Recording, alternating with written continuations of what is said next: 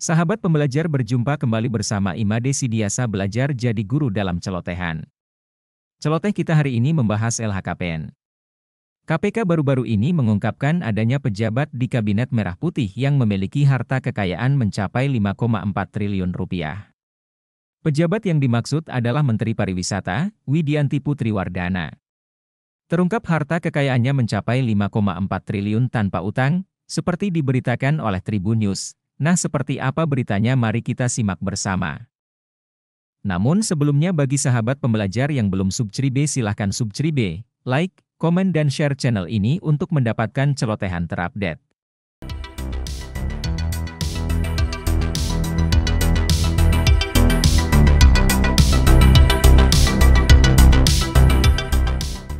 Komisi Pemberantasan Korupsi atau KPK mengungkapkan ada pejabat di Kabinet Merah Putih yang mempunyai harta kekayaan sejumlah 5,43 triliun rupiah.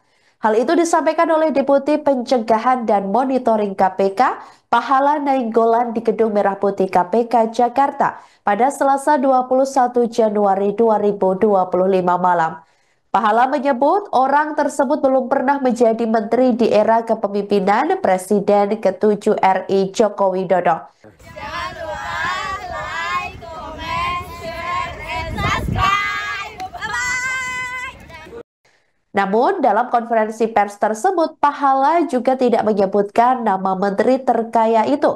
Melalui konferensi pers tersebut, KPK memaparkan laporan harta kekayaan penyelenggara negara atau LHKPN Menteri hingga tingkat pejabat setingkat Menteri Kabinet Merah Putih, pimpinan Presiden Prabowo Subianto, dan Wakil Presiden Gibran Rakabuming Raka. Pahala Nainggolan mengatakan bahwa 123 menteri sudah lengkap melaporkan LHKPN-nya. Namun, sisa satu pejabat yang memang belum habis waktunya untuk melapor. Hal itu lantaran yang bersangkutan dilantik pada 6 Desember 2024 sehingga jatuh tempo melaporkan sejak dilantik ditambah masa 3 bulan. Berdasarkan penelusuran tribunnews.com pada Selasa 21 Januari 2025 di laman lhkpn.kpk.go.id, sosok menteri terkaya tersebut ternyata adalah Menteri Pariwisata atau Menpar Widianti Putri Wardana. Dalam LHKPN yang dilihat tribunnews.com, Widianti tercatat melaporkan harta kekayaannya pada 9 Desember 2024. Adapun mayoritas hartanya bersumber dari harta lainnya yang tercatat mencapai 5 triliun rupiah. Lalu sumber kedua berasal dari 7 unit tanah dan bangunan yang berada di Jakarta Selatan. Selain itu, Widianti juga tercatat memiliki 7 mobil dengan total nilai mencapai 19,4 miliar rupiah. Sumber hartanya juga berasal dari harta bergerak lainnya senilai 43,8 juta rupiah, surat berharga 5,7 miliar rupiah, kas dan setara kas sebesar 67,1 juta rupiah, serta harta lainnya senilai 77,7 juta rupiah. Berdasarkan laporan tersebut, Widianti tercatat tidak memiliki hutang. Diketahui, sosok Widianti bukan orang sembarangan karena dirinya dikenal sebagai pengusaha yang bergerak di bidang energi dan agrobisnis. Adapun salah satu perusahaan miliknya yaitu PT Teladan Prima Agro Tbk.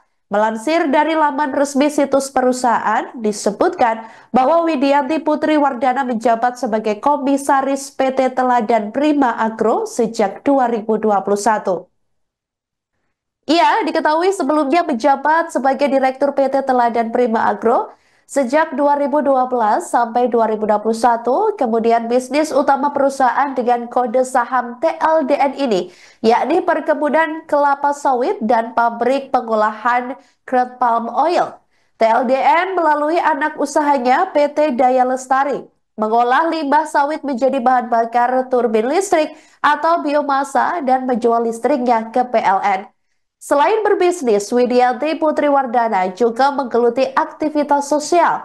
Ia diketahui pernah menjabat sebagai Sekretaris Jenderal Yayasan Jantung Indonesia atau YJI pada periode tahun 2018 sampai 2024. Sementara itu, KPK juga mengungkapkan ada peran Sekretaris Kabinet Mayor Teddy Indrawijaya dalam kepatuhan penyampaian LHKPN dari pejabat Kabinet Merah Putih.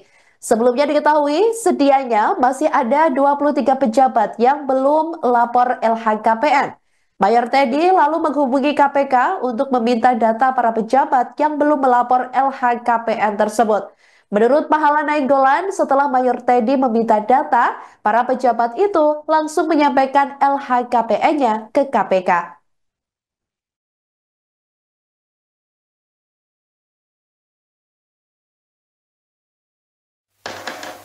Assalamualaikum warahmatullahi wabarakatuh. Selamat sore teman-teman media. Pada kali ini saya akan sampaikan update untuk kepatuhan pelaporan laporan harta kekayaan penyelenggara negara pada Kabinet Merah Putih. Jadi teman-teman, dari Kabinet Merah Putih ini ada 124 orang yang masuk golongan sebagai penyelenggara negara, jadi harus menyampaikan laporan hartanya. 124 itu terdiri dari 52 menteri atau kepala lembaga setingkat menteri. Jadi ada 52 dan ada 57 wakil menteri atau wakil kepala lembaga setingkat menteri. Dan ada 15 yang tergolong utusan khusus, penasehat khusus atau staf khusus. Nah, dari 124 ini 123-nya udah dilantik 21 Oktober. Makanya jatuh temponya sekarang, karena 3 bulan ya. Nah, satu memang dilantiknya 6 Desember. Jadi yang satu baru jatuh tempo nanti, 6 Desember plus 3 bulan gitu ya. Jadi yang kita omongin sekarang 123 laporan harta. Nah, teman-teman media, yang dari 123 ini, kita kategorin 2. Kalau dia dulu menteri udah nyampain laporan harta, ya berarti dia masuk golongan reguler. Dia masuk lagi nanti kewajiban melaporkannya paling lambat 31 Maret tahun ini. Karena dia udah pernah dulu, ya, yang tahun lalu dia udah pernah. Jadi dia tinggal normal aja gitu. Mau dia diangkat lagi gitu normal. Nah, itu ada 65 orang. Jadi dari 123 orang yang harus menyampaikan, itu 65 orang itu sebenarnya masuk kategori reguler dan kita tunggu sampai 31 Maret. Yang 58 ini belum pernah menyampaikan sama sekali, 58 plus 1 sebenarnya. Yang satu itu Tina Talisa ya, baru dilantik 6 Desember.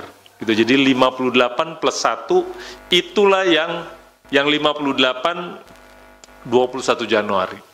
Dan sampai sekarang menurut data kita semua sudah menyampaikan. Seperti biasa prosedurnya sesudah disampaikan kita cek cepat namanya verifikasi.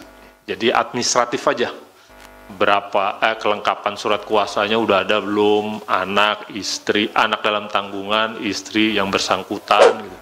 Matematikanya, penjumlahannya kira-kira ada yang salah apa enggak, kira-kira gitu. Nanti sesudah itu kita akan tayangkan. Sampai sekarang 14 dari yang 58 ini udah tayang di announcement. Jadi monggo dilihat gitu ya, tapi kita pastikan mungkin seminggu 2 minggu ini selesai semua dan akan tayang semua di announcement. Sesudah itu ya tinggal kita tunggu masukan dari masyarakat seperti apa gitu ya. Kalau ada harta yang nggak dilaporin, nah ya segala macam gitu, nanti kita lihat lagi gitu. Nah, yang paling tinggi dari yang reguler yang dulu sudah pernah menyampaikan itu 2,6 triliun hartanya. Tapi yang sekarang yang khusus yang baru diangkat tadinya nggak pernah lapor itu 5,4 triliun. Yang saya lihat angka sementaranya gitu ya, jadi kan kelihatan jumlah hartanya gitu.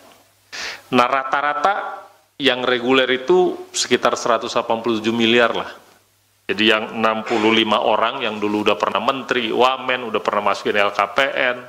Lupa like, comment, subscribe, dan share. Nanti kita baru tunggu lagi 31 Maret itu rata-rata 187 miliar. Nah, yang khusus relatif lebih tinggi karena rata-rata harta per orang dari yang LHKPN khusus ini sekitar 227 miliar. Itu yang kita dapat datanya sementara gitu ya, sekarang jadi semua masih proses verifikasi gitu ya. Dan yang reguler kita tunggu sampai 31 Maret gitu, sesudah diverifikasi nanti kalau ada keanehan atau apapun gitu, kita akan komunikasikan ke masyarakat.